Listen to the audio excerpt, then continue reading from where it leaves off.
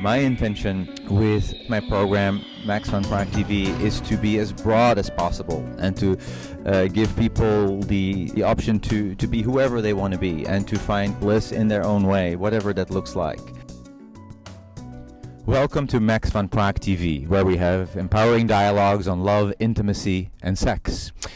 Today I am talking to a woman who is an author, who is a sex and relationship coach, who delves deeply into different aspects of sexuality, BDSM, Tantra, kink, and things that are somewhat on the edge. I am introducing Jennifer Long. Jennifer, welcome to the show. Thank you, Max. It's good to be here. So, Jennifer, you are writing a book? Yes, I am. It's in the last stages, and it's been such an interesting journey because it's a true story. It's a true story about my life and essentially how I became a professional dominatrix. Tell us more. Well, what I realized in writing it, what I realized the story was essentially about was exactly the thing I didn't want it to be about. I didn't want it to be about healing and coming to this wonderful experience of kink because I had trauma, because I had had something that was really wrong that happened. I wanted it to be because I love this stuff. It's so much fun and I'm this powerful woman and all that. No, it came through pain, And I was writing this book and I realized that and I thought, wow, okay, this is what this story is. There is something healing, essentially, in my journey, for me. There was something healing about kink and BDSM and power exchange. What is it that happened to you? I had it's a series of things. Non-consensual power exchange, as I like to call it. Sex assault. Then years down the road, and right before I got into the lifestyle, as it's called, I had a stalker. Mm-hmm. Yeah. And, in the legal system and that whole situation, it was when I was in grad school for writing. And so there was all of this drama that came in to my life. And I never realized it would happen like that. No one does. But it certainly did. Yeah. Many people can relate in this culture. There is something that I would call criminalization of intimacy, where people experience a lot of passion, and very quickly the system responds like, okay, there's something wrong.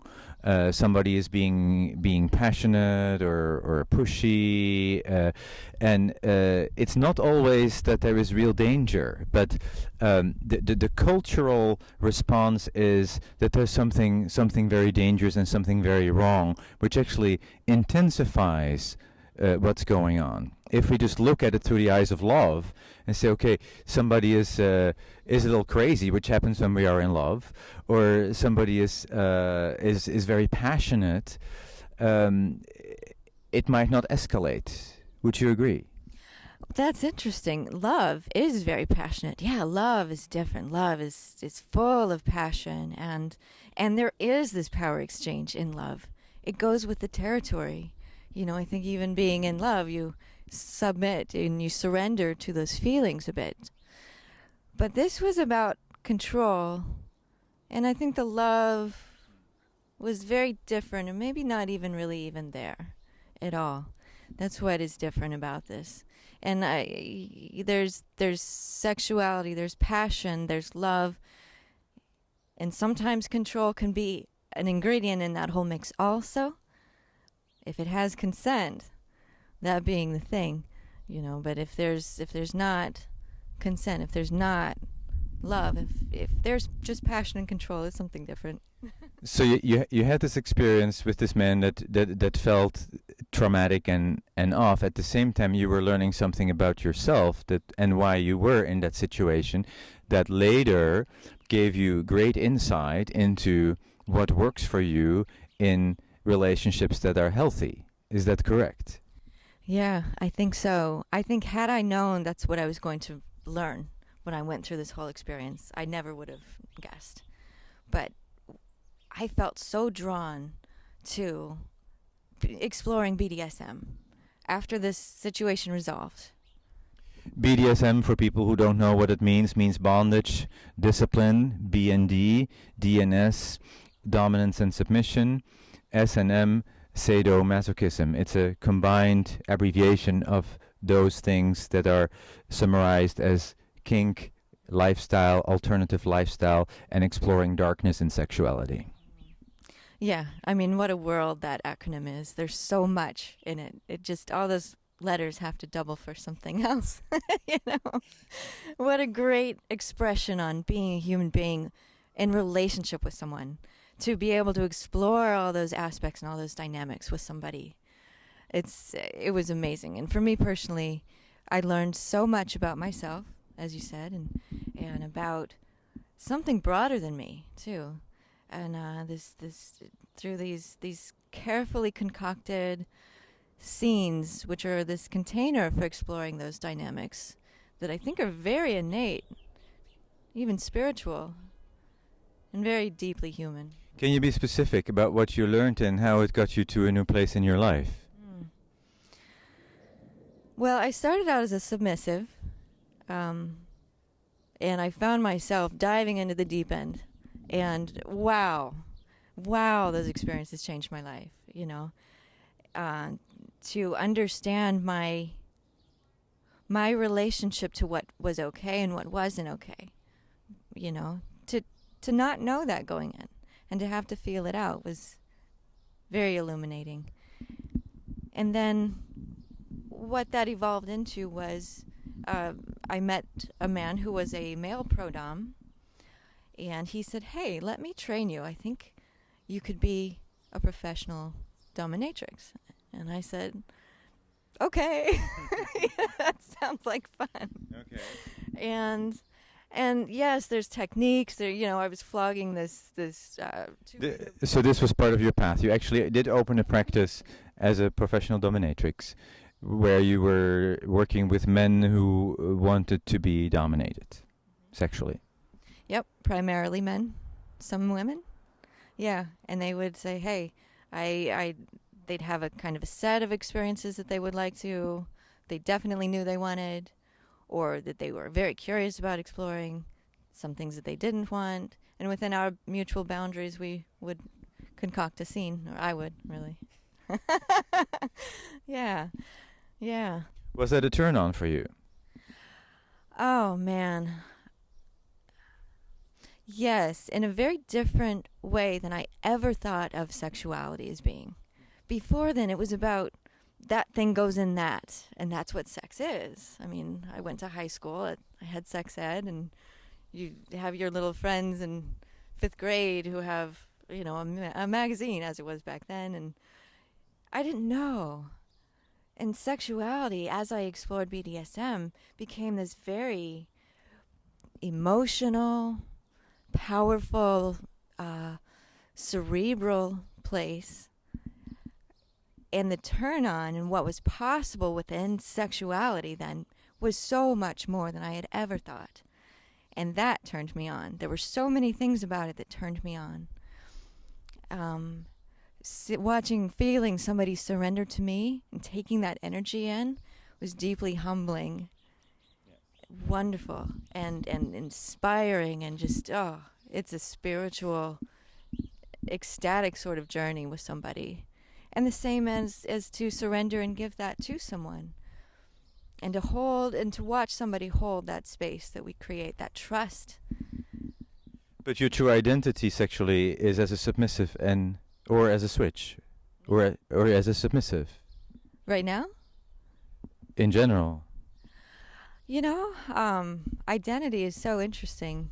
It's always shifting. I suppose if there needed to be a word, switch would be the most accurate. Yeah. And bird watcher and cat lady and everything.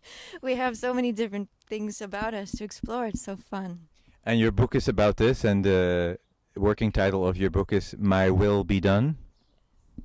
My will. And you love that title. Yeah, I didn't think of it. And a friend did, who was just like, yeah. It has the religious spiritual aspect. It's something very very deep and powerful. This title. Yeah, that's what I learned from my clients. I was playing God in a way. And we talk about goddess worship in the lifestyle. There's some people who play this sort of, having a god or a goddess, and this sort of putting somebody up on that, in that place, almost a pedestal if you want. But to have that kind of a power exchange, and think of how many human bodies on this planet have some relationship to a higher power of some kind. It's something that I think feels innate. And to play that role, knowing that it's just a role, I was actually not a goddess. But, and to just explore that space with someone, it was really interesting, and it got to be my will being done. Like, I get to be a little 2-year-old. Sure. So it's an autobiographic book, and it's going to come out soon? Yes, hopefully, yeah. And your life, other than that, is about helping people as a coach, as a facilitator, as a witness of people's journeys in difficult sexual places. Can you tell us about how you specifically help people? Sure, yeah. What I realized after I retired was, I was this place where we would just have this scene and this relationship. But, oftentimes people couldn't go home and then say, hey, honey, guess what I did? I saw my dominatrix today. So it was sort of this closed-off, secretive world.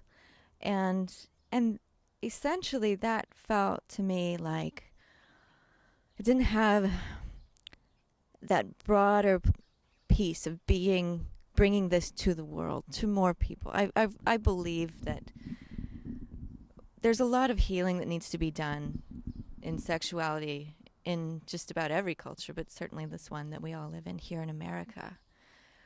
There's a lot of shame. There's a lot of misinformation that we don't know what we don't know. We've been conditioned to know something that really doesn't feel true. So now I get to work with people who want to explore that and want a more broader sexuality that works for them, which hopefully can then extend to the people in their lives in a way that it never could when it had to be so secret. So it's about creating truth and transparency around those different scenarios, sexual scenarios, and be open and honest about it, and that brings the healing. I think so. I think that there's something so powerful that happens when we own our truth. To be able to express it, to say it, to share it. Well, I know, like no one else, I've devoted my life to self-expression, communication, truth-telling, transparency. I am usually the one who invites others to be transparent. Yeah, it's not easy. I think that certainly a lot of my sex education, for lack of a better word, in school, with my peers, exploring on my own, there weren't a lot of ways where I could really fully explore without being a bad girl, without being shameful, without being illegal, So to have permission to explore that and hold that space with somebody, with ourselves first, it's amazing. Permission is the word. And it has also been said that what makes the difference between mental health and mental illness is our ability to tell the truth and to be honest and self-expressed. In other words, the more we hide, the more dysfunction there will be. Yeah. Because to have to hide means to have to create stories about ourselves that may have aspects of truth and authenticity, but have to be projections about what we think we're supposed to do or say or believe. And when we get into that stuff, it gets murky, and we can't be who we are. We can't really show up on this planet in this opportunity that is life to be in concert with people and with ourselves. Many of your clients are into kink. Would you give an example? I think you mentioned something about somebody wanting to lose weight. Yeah, I have two sort of a twin, practice, like the evil twin and the good twin. No, there's no. They're both. But yeah, I use kink coaching as a way to help people manifest some sort of goal that they want. And, because there's this aspect of sharing a goal with someone and being able to be really yourself with somebody. If my client is kinky, wow, we can use that. This rewards and perhaps a little punishment when it's needed, to get to a place of better life, like a weight loss, or use it to write. Somebody wanted to write a book, to get the words down, to show up on the page.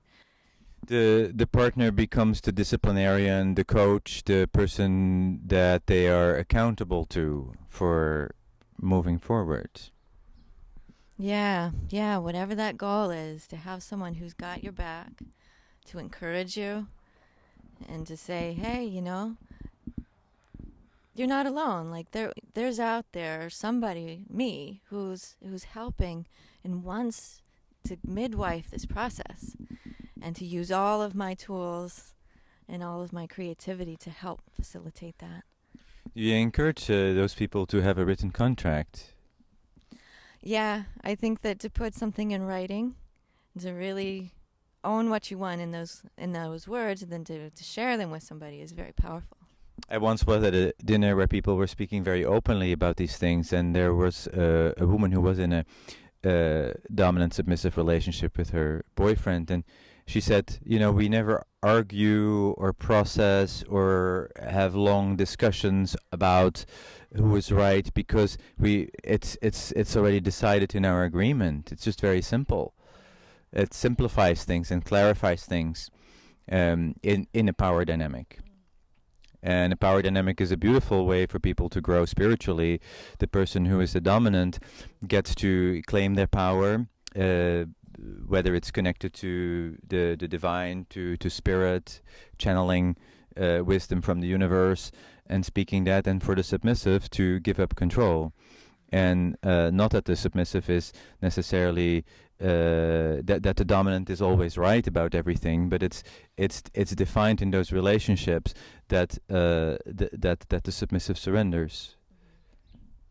Yeah, I think that structure is very helpful, especially when life is so full of big, complex emotional things. And to have a container and have a way of expressing ourselves and getting our needs met that is contained and has this sort of a language. I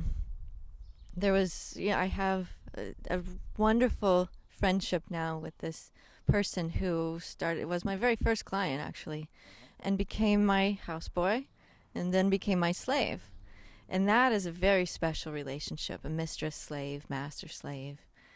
It's a very unique and relationship that has so much trust. Trust and caregiving on your end, and deeply caring. Yeah. To maintain that, I think the responsibility is to keep that structure intact, and it's also very human. There were times where he was extremely nurturing to me, where I would kind of fall apart and just say, "Oh, just hold me. I need. Today's been a hard day. I put down the mop, put down whatever you're doing, and just be here." And this wonderful person would just show up, just to know that that we each held that space for each other in that way. And for him, he sought somebody to be his top, his dom.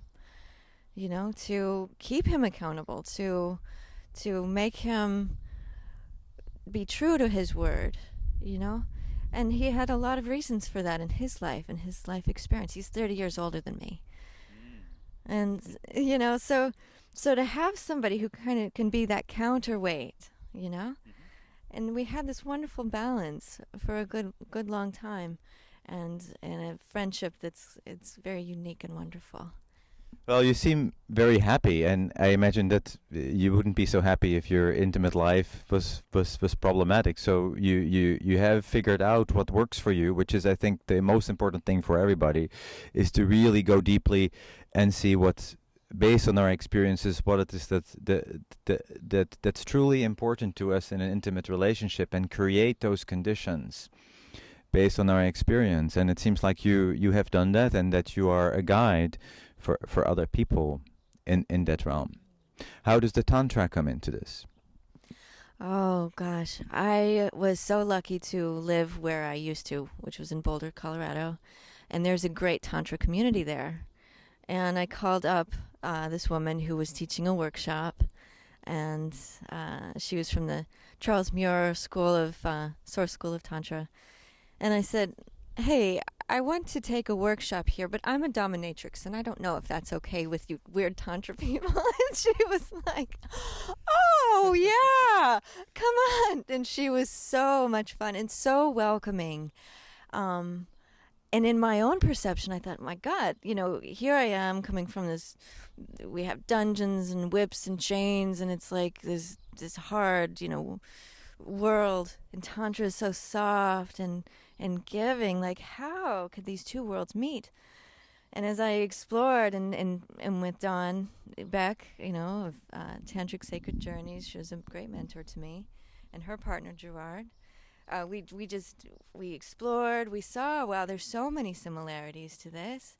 There is this giving and receiving that's such a piece of Tantra, about learning how to receive and in learning how to give, and do so with this spiritual love that's not owned. It's not like, it's just a very Tantra focus on love, King focus on darkness, and the balance of it. Yeah, it felt like they were almost these two languages, but the more we explored, like, there are different aspects of the same little beast here. Light and dark, yes. And we get bored if it's only one of them. And in Tantra too, in my learning, like there were 7 levels of touch. The first is the lightest possible touch, and level 7 draws blood. So even in Tantra, there's a deepening of sensation and exploration of pain too. It's part of life, yeah. All those different gradations, and even power dynamics is part of our daily life, with systems that tell us what to do, and authorities, control, power is part of our world all the time. So what is it that you want couples to know that are watching, that are struggling? What is a message that you want people to hear in this moment? I would say know thyself. The old Delphi, the oracle, that inscription. To be in relationship with someone else, and in that such a vulnerable place, so intimate, to have that level of intimacy with somebody else, to be able to know yourself, and to know your edges, your comfort zones, what you want, what you don't want, to have the confidence and ability then to communicate that. It's not easy. It's very simple, but it's not easy.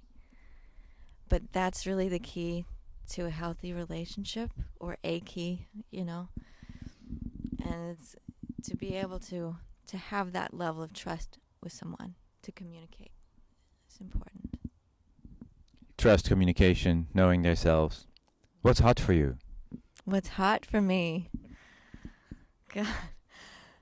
You know, what I'm so turned on about right now is how much the world is changing, you know? I mean, we have, what is his name, Bruce Jenner, I think, the Kardashian. He's going through a sex change of some kind, a gender questioning. Like, wow, I think that there's, in the language and all the permissions in society, it's a really inspiring time when it just feels like there's so many seeds planted for people to start, hey, you know, who am I in this and what do I want? You know, I think it's great. And also to be, you know, I've had this whole sort of exploration in my life, you know, as a pro-dom, I was a submissive, you know, the whole range. I feel so blessed to have explored so much. But the richness of it all. So much richness, yeah. And there's dungeons to go to. There's tantra workshops. There are so many things available. You can work with a sex coach, you know, to really hone in on something very customized. How can people find you? Yes. You, of course, find me online. I have websites. One is delvecoaching.com. The other is kinkcoaching.com. delvecoaching.com and kinkcoaching.com to find Jennifer Long. Yes, and I also have a blog because I love to write. It's called spelunkingthepsyche.com. Spelunking the Psyche. I'm on FetLife. FetLife is a great Facebook for the kinky. It's a social network for the kinky, yes. Yes, social network. And you can find me there at Psyche Spelunk. And that's a great place to go for information. There's forums, there's things to explore there. But that's where I hang out. Thank you, Jennifer. To each his own. This is one part of sexuality that people choose to explore. There's not one way. There are so many different ways to experience sexuality, from trance, meditation, eye gazing, tuning into yourself, making it something very peaceful, very quiet, to using role play, to playing with power, with pain. It's such a wide range of possibilities, and my intention with my program Max Fun Praag TV is to be as broad as possible and to give people the option to be whoever they want to be and to find bliss in their own way, whatever that looks like. And it's a very rich experience and a rich life that's possible if you become really open to everything that's possible. Nothing is wrong, nothing is right. If we can go beyond judgment and accept people for who they are, for their choices, even if they're not our own, we can all live peacefully together and enjoy ourselves in life in the bedroom. Thank you, Jennifer, for the powerful transformational work you're doing, for your book that's coming out, and for your practice. It's been a pleasure to have you here. Thank you, Max. And this concludes today's episode. Thank you for watching, and see you next time.